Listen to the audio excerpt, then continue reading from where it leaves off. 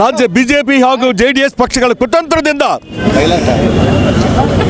ರಾಜ್ಯಪಾಲರನ್ನು ಅಧಿಕಾರವನ್ನು ದುರುಪಯೋಗಪಡಿಸಿಕೊಂಡು ನಿಷ್ಕಳಂಕರಹಿತ ಮುಖ್ಯಮಂತ್ರಿಗಳಿಗೆ ಪ್ರಾಸಿಕ್ಯೂಷನ್ ಸ್ಯಾಂಕ್ಷನ್ ಮಾಡ್ತಾರೆ ಅಂದರೆ ಇದು ಪ್ರಜಾಪ್ರಭುತ್ವದ ಕಗ್ಗೊಲೆ.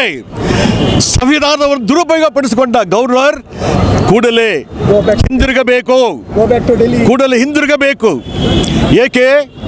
ಕುಮಾರಸ್ವಾಮಿ ಅವರು 500 ಎಕರೆ ಪ್ರಾಸಿಕ್ಯೂಷನ್ಗೆ ಆರ್ಡರ್ ಕೊಟ್ಟು ಸುಪ್ರೀಂ ಕೋರ್ಟ್ ಆರ್ಡರ್ ಫೈಂಡಿಂಗ್ಸ್ ಆಗಿ ಲೋಕಾಯುಕ್ತ ಮುಖಾಂತರ ನಿಮಗೆ ಪ್ರಾಸಿಕ್ಯೂಷನ್ ಆರ್ಡರ್ ಕೊಟ್ಟಿದ್ದಾರಲ್ಲ, ಏನು ಮಾಡಿದರೆ 9 ತಿಂಗಳು? ಗವರ್ನರ್ ಸಾಹೇಬರೇ 9 ತಿಂಗಳು ಏನು ಮಾಡಿದ್ರಿ? ಜೊಲ್ಲೆ, ನಿರಾಣಿ, ಜನಾರ್ದನ ರೆಡ್ಡಿ ಇವರಿಗೆ ಪ್ರಾಸಿಕ್ಯೂಷನ್ ನೀಡಲಿಕ್ಕೆ ಮೊದಲೇ ಪೂರ್ವ ಅನುಮತಿ ಇದೆ. ಅವ್ರು ಯಾಕೆ ಕೊಟ್ಟಿಲ್ಲ? ಪಕ್ಷಪಾತಿಯಾಗಿ ನೀವು ಬಿಜೆಪಿ ಸರ್ಕಾರದ ಏಜೆಂಟರಾಗಿ ಪಕ್ಷಪಾತದಿಂದ ಮುಖ್ಯಮಂತ್ರಿಯನ್ನ ಕೆಳಗಿಳಿಸಬೇಕು, ಸ್ಥಿರವಾದ ಈ ಸರ್ಕಾರವನ್ನು ಕಿತ್ತೊಗೆಯಬೇಕೆಂಬ ದುರುದ್ದೇಶದಿಂದ ನೀವು ಈ ಕುತಂತ್ರವನ್ನು ಎಸಗಿದ್ದೀರಿ. ಗೌರವರೇ, ನೀ ಕೂಡಲೇ ವಾಪಸ್ ಹೋಗಿ. ನೀವು ನಿಮ್ಮ ಬಹಳ ಪವಿತ್ರವಾದ ಸ್ಥಾನ, ಗೌರವ ಸ್ಥಾನ, ಬಹಳ ಪವಿತ್ರವಾದ ಸ್ಥಾನ. ಆ ಸ್ಥಾನದಲ್ಲಿ ನೀವಿರಲು ಅಯೋಗ್ಯರು. ನೀವಿರಲಿಕ್ಕೆ ಸಾಧ್ಯವಿಲ್ಲ. ನಿಮ್ಮಂಥ ಕುತಂತ್ರಿಗಳು ಈ ರಾಜ್ಯದ ಗೌರವ ಆಗಲಿಕ್ಕೆ ನಾಲಾಯಕ್. ಕೂಡಲೇ ನೀವು ಹಿಂದಿರುಗಬೇಕು. ಲಿಂಗನಗೌಡ ಅಧ್ಯಕ್ಷರು, ಶೋಷಿತ ಸಮುದಾಯಗಳ ಮಹಾ ಒಕ್ಕೂಟ. ಈ ದಿನ ಬೆಳಿಗ್ಗೆ ರಾಜ್ಯಪಾಲರು ಪ್ರಾಸಿಕ್ಯೂಷನ್ಗೆ ಕೊಟ್ಟಿದ್ದಾರೆ ನಮ್ಮ ಸಿದ್ದರಾಮಯ್ಯ ಸಾಹೇಬ್ರ ವಿರುದ್ಧವಾಗಿ. ಆದರೆ ನಾನು ಈ ಸಂದರ್ಭದಲ್ಲಿ ಹೇಳಲಿಕ್ಕೆ ಇಷ್ಟಪಡ್ತಾ ಇದ್ದೀನಿ, ಸಿದ್ದರಾಮಯ್ಯ ಅವರು ಈ ರಾಜ್ಯದಲ್ಲಿ ಕಂಡಂಥ ಅತ್ಯಂತ ಪ್ರಾಮಾಣಿಕ, ದಕ್ಷ ಮತ್ತು 40 ವರ್ಷಗಳ ಸುದೀರ್ಘ ರಾಜಕೀಯ ಜೀವನದಲ್ಲಿ ಯಾವುದೇ ಕಪ್ಪು ಚಿಕ್ಕಿ ಇಲ್ಲದೆ ಇರತಕ್ಕಂಥ ಒಬ್ಬ ವ್ಯಕ್ತಿ ಅಂತೇಳಿ ಈ ಸಂದರ್ಭದಲ್ಲಿ ಹೇಳಲಿಕ್ಕೆ ಇಷ್ಟಪಡ್ತಾ ಇದ್ದೀನಿ. ಇವತ್ತೇನಾದರೂ ಅವ್ರಿಗೇನು ಕೊಟ್ಟಿದ್ದಾರೆ, ಇವತ್ತಿನಿಂದ ನೀವು ನೋಡಬೇಕಾಗ್ತದೆ. ಇಡೀ ರಾಜ್ಯದಲ್ಲಿ ಶೋಷಿತ ಸಮುದಾಯಗಳು, ಅಲ್ಪಸಂಖ್ಯಾತ ಸಮುದಾಯಗಳು, ದಲಿತ ಸಮುದಾಯಗಳು ಎಲ್ಲ ಒಟ್ಟಾಗಿ ಈ ರಾಜ್ಯಪಾಲರ ವಿರುದ್ಧ, ಈ ಕೇಂದ್ರದ BJP ಸರ್ಕಾರದ ವಿರುದ್ಧ ದೊಡ್ಡ ಹೋರಾಟವನ್ನು ಸಂಘಟಿತವಾಗಿ ರೂಪಿಸ್ತದೆ. ಆಮೇಲೆ ಮುಂದಿನ ದಿನಗಳಲ್ಲಿ ಬಳ್ಳಾರಿ ಜಿಲ್ಲೆಯಲ್ಲೂ ಸಹ ಅತ್ಯಂತ ಉಗ್ರವಾಗಿರ್ತಕ್ಕಂಥ ದೊಡ್ಡ ಪ್ರತಿಭಟನೆಯನ್ನು ಮಾಡಲಿಕ್ಕೆ ನಾವೆಲ್ಲರೂ ಈಗಾಗಲೇ ಸನ್ನದ್ಧರಾಗಿದ್ದೀವಿ. ಖಂಡಿತ ಮುಂದಿನ ದಿನಗಳಲ್ಲಿ ಮಾಡ್ತೀವಿ. ರಾಜ್ಯಪಾಲರು ಇದನ್ನು ಇಮ್ಮಿಡಿಯೇಟಾಗಿ ರದ್ದುಗೊಳಿಸ್ಬೇಕಂತೇಳಿ ಈ ಸಂದರ್ಭದಲ್ಲಿ ಕೋರ್ತಾ ಇದ್ದೀನಿ.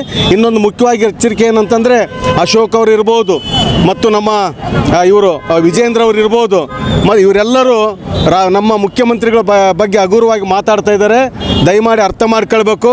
ಮುಂದೊಂದು ದಿನ ಅದಕ್ಕೆ ತಕ್ಕಂಥ ಶಾಸ್ತಿ ಈ ರಾಜ್ಯದ 6 ಕೋಟಿ ಜನರು ನಿಮಗೆ ಕಲಿಸ್ತಾರಂತಕ್ಕಂಥ ಒಂದು ವಿಷಯವನ್ನು ನಾನು ಈ ಮೂಲಕ ಹೇಳಲಿಕ್ಕೆ ಇಷ್ಟಪಡ್ತಾ ಇದ್ದೀನಿ. ಬಳ್ಳಾರಿ ಜಿಲ್ಲಾ ಹಿಂದುಳಿದ ಜಾತಿಗಳ ಒಕ್ಕೂಟದ ಅಧ್ಯಕ್ಷರು.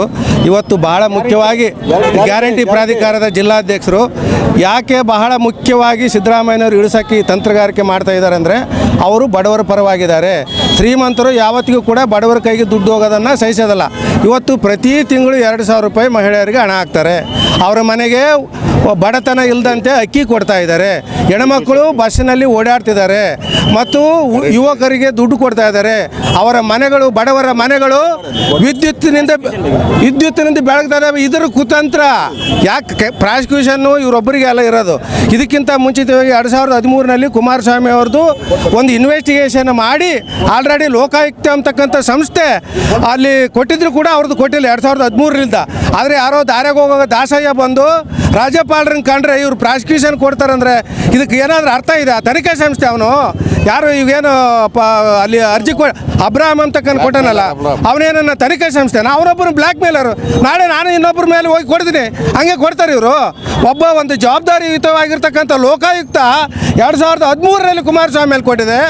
ಇವತ್ತು ಕೇಂದ್ರ ಮಂತ್ರಿಯಾಗಿ ವಿಜೃಂಭಿಸ್ತಿದ್ದಾನೆ.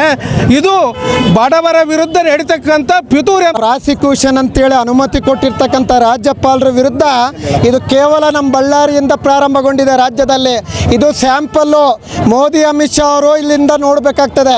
ಇವತ್ತು ಬಹುಶಃ ಏನು 1947 ಹಿಂದಗಡೆ ಅಂಬೇಡ್ಕರ್ ಅವರಿಗೆ ಯಾವ ರೀತಿ ಕಿರುಕುಳ ಕೊಟ್ಟರು ಬ್ರಿಟಿಷರು, ಅದೇ ರೀತಿಯಲ್ಲಿ ನಮ್ಮ ಸಿದ್ದರಾಮಯ್ಯನವ್ರಿಗೆ ಈ BJP ಮತ್ತು ಹಿಟ್ಲರು ಮೋದಿ, ಅಮಿತ್ ಶಾ ಅವರು ಕೊಡ್ತಾ ಇದ್ದಾರೆ. ಒಂದು ವೇಳೆ ಸಿದ್ದರಾಮಯ್ಯನವರ ತಂಟೆಗೆ ಬಂದರೆ ಕೇವಲ ನಾವು ಒಂದೇ ಅಲ್ಲ, ಇಡೀ ರಾಜ್ಯಾದ್ಯಂತ ಗಲಭೆ ರಕ್ತಪಾತ ಆದ್ರೂ ಚಿಂತೆ ಇಲ್ಲ, ಸಿದ್ದರಾಮಯ್ಯ ನಾವು ಬಿಟ್ಕೊಡೋದಿಲ್ಲ. ಯಾಕಂದ್ರೆ ನಾವು 7 ಕೋಟಿ ಜನರು ಇರ್ತಕ್ಕಂಥ ಅಭಿಮಾನಿಗಳು ಇನ್ನೂ ಬದುಕಿದ್ದೀವಿ. ವಿಜೇಂದ್ರ, ನೀನು ರಾಜಕೀಯ ಹಿಂಬಾಗಲಿಂದ ಸರ್ಕಾರ ಮಾಡ್ಬೇಕಂತ ಹೋಗ್ತಾ ಇದೆಯಾ. ಬಹುಶಃ ನಿನಗೆ ತಾಕತ್ತು ದಮ್ಮು ಇದ್ರೆ ಬಸವನಗೌಡ ನಿಮ್ಮದೇ ಪಾರ್ಟಿ ಆಗಿರ್ತಕ್ಕಂಥ ಬಸವನಗೌಡ ಪಾಟೀಲ್ ಯತ್ನಾಳ್ಗೆ ಉತ್ತರ ಕೊಡೋ ನೋಡ್ತೀನಿ. ಕರಿಡ್ಲಿ ಕುಮಾರಸ್ವಾಮಿ, ನಾನು ಕರಿಡ್ಲಿ ಕುಮಾರಸ್ವಾಮಿ ಅಂತಲೇ ಕರಿತೀನಿ.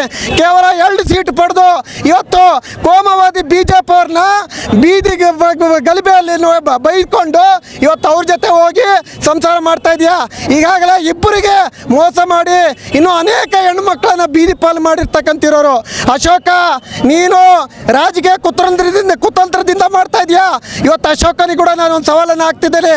ನೀನು ನಿಜವಾಗೂ ನಿನಗೆ ದಮ್ಮು ತಾಕತ್ತು ಇತ್ತಂದರೆ ನೀನು ಈಗಲೇ JDS ಅವ್ರ ವಿರುದ್ಧ ಧ್ವನಿ ಎತ್ತು ನೋಡೋಣ. ಈಗ ಇದು ಶಾಂಪಲ್ಲು. ಮುಂದಿನ ದಿನಮಾನದಲ್ಲಿ ಬಳ್ಳಾರಿಯಿಂದಲೇ ಬಂದನ್ನು ಪ್ರಾರಂಭಗೊಂಡು ಬಂದ್ ಮಾಡ್ತೀವಿ. ಇಡೀ ರಾಜ್ಯಾದ್ಯಂತ ನಾವು ಬಂದ್ ಮಾಡ್ತೀವಿ ಅಂತಕ್ಕಂಥ ಮಾತನ್ನ ನಿಮ್ಮ ಮಾಧ್ಯಮದ ಮುಖಾಂತರ ನಾನು ಹೇಳಲಿಕ್ಕೆ ಇಷ್ಟಪಡ್ತೀನಿ. ಹಿಂದೂಗಳ ಇವತ್ತು ಕರ್ನಾಟಕ ರಾಜಕೀಯ ಇತಿಹಾಸದಲ್ಲಿ ಕರಾಳ ದಿನ ಎಂದರೆ ತಪ್ಪಾಗೋದಿಲ್ಲ. ಜೊತೆಯಲ್ಲಿ ಎಲ್ಲರೂ ಆದಷ್ಟು ಜನರು ಹೇಳಿದ್ದಾರೆ.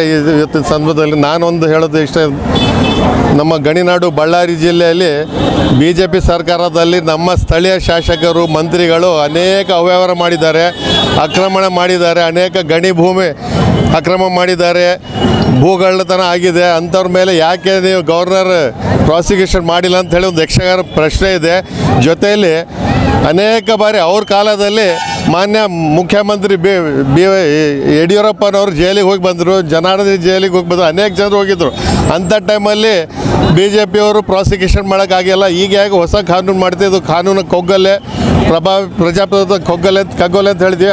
ಜೊತೆಯಲ್ಲಿ ಮುಂದಿನ ದಿನಗಳಲ್ಲಿ ನಮ್ಗೆ ಇದೇ ಥರ ಅನ್ಯಾಯ ಆಗೋದಿದೆ. ನಾವೆಲ್ಲ ಹಂತವಾಗಿ ಹೋರಾಟ ಮಾಡಿ, ಬೀದಿಗಿಳಿದು ಹೋರಾಟ ಮಾಡಿ ಮಿಸ್ಟರ್ ಕ್ಲೀನ್ ಅಂತೇಳಿ ಹೆಸರು ಆಗಿರೋಂಥ ಸಿದ್ದರಾಮಯ್ಯನವರಿಗೆ ಕೇವಲ ಡಿಸ್ಟೆಬಿಲೈಸ್ ಮಾಡಬೇಕು ರಾಜ್ಯ ಸರ್ಕಾರ ಅಂತೇಳಿ ಒಂದೇ ಒಂದು ಉದ್ದೇಶದಿಂದ ಇದೆಲ್ಲ ಷಡ್ಯಂತ್ರ ರಚಿಸ್ತಾರೆ. ಇದಕ್ಕೆಲ್ಲ ನಮ್ಮ ಸಿದ್ದರಾಮಯ್ಯ ಸಾಹೇಬರಿರಲಿ, ನಮ್ಮ ರಾಜ್ಯದ ಮುಖಂಡರಿರಲಿ, ನಮ್ಮ ನಾಯಕರಿರಲಿ, ಸ್ಥಳೀಯರ ಕಾರ್ಯಕರ್ತರು ಯಾರು ಇದಕ್ಕೆ ಹೆದರಿಲ್ಲ, ಜಗ್ಗದಿಲ್ಲ, ಬಗ್ಗದಿಲ್ಲ. ಬಳ್ಳಾರಿಯ ನಿರಂತರ ಸುದ್ದಿಗಾಗಿ ಬಳ್ಳಾರಿ ಬೆಳಗಾಯಿತು ಚಾನೆಲ್ನ ಸಬ್ಸ್ಕ್ರೈಬ್ ಮಾಡಿ ಹಾಗೂ ಬೆಲ್ ಐಕಾನ್ ಒತ್ತಿ.